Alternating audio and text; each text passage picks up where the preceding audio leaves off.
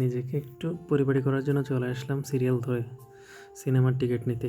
না, সেটা সিনেমার টিকিট না, সেটা হচ্ছে যে হেয়ার কাট দেওয়ার জন্য সিরিয়াল। লম্বা সিরিয়াল, মনে হচ্ছে যে কেউ দেখলে মনে হবে যে এখানে সিনেমার টিকিট বিক্রি হচ্ছে, একটু পরে জাহিদ খানের দিগ্বিজয় সিনেমা দেখানো হবে। তাই সবাই সিরিয়াল ধরে দাঁড়ায় আছে যে কখন কখন ঢুকবে সিনেমা হলে, কখন ঢুকবে, কখন চেয়ারে যায় বসবে সিনেমাটা দেখবে। বাট জিনিসটা সম্পূর্ণ উল্টো। আমি যদিও সিনেমার টিকিটটা আগে কেটে ফেলছি, শর্টকাট 10টায় যাই, 8টায় যাই বসে ধরা শুরু করছি, ঢুকতে পারছি 12টায়। অনেক লম্বা একটা লাইন দেখতে পাচ্ছেন। ফেমাস একটা এয়ার সেলুনে চলে আসছি কুমিল্লা জাউতলাতে। নিজেকে একটু অগোছানো লাগতেছে, বারবার মাথা আছড়াচ্ছি, কেমন যেন লাগতেছে নিজেকে। পরে চিন্তা করলাম না, একটু ফিটফাট করার দরকার। দেন চলে গেলাম কুমিল্লা জাউতলা হেয়ার কাট নামটা একটু পরেই বলতেছি। বাট ওদের যে সার্ভিসটা ছিল, আসলে সার্ভিসটা আমার কাছে খুব একটা মনোমতন হয় নাই। কেননা 700 টাকার মধ্যে যে সার্ভিস দেওয়ার কথা ছিল, আমি মনে হয় পরিপূর্ণ সার্ভিসটা পাই নাই।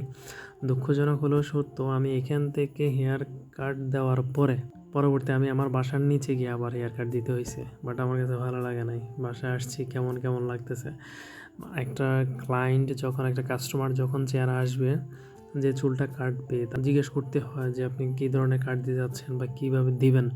আমি এমন একটা ফেমাস হেয়ার কাটে গিয়ে যদি ওই জিনিসটা যদি না পাই, তাহলে আসলে এত দামি হেয়ার কাটে, এত দামি সেলুনে যাওয়ার প্রশ্নই আসে না। যে এটা আমার ফাইনাল লুক, মানে কাটার পরে আর কি আমার অবস্থানটা।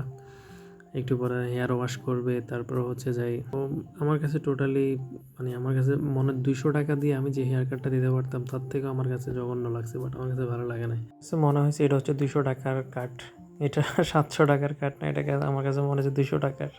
যাক, তারপরে চলে আসছে এখানে হেয়ার ওয়াশের জন্য। জিজ্ঞেস করলাম, ভাই হেয়ারে কী দিচ্ছেন? ওকে শুধু শ্যাম্পু। কিন্তু যখন আমরা ফেসবুকে দেখি কীভাবে হাইলাইট করতেছে মিস্টার হেয়ার কাটে, হেয়ার কাট সেলুনে এই করা হচ্ছে, সেই করা হচ্ছে, আসলে যখন ভিতরে যাবেন একদম খোলাসা। আমার কাছে মনে হয়েছে যে আমি যে টাকা খরচ করেছি সম্পূর্ণ বৃথা ছিল।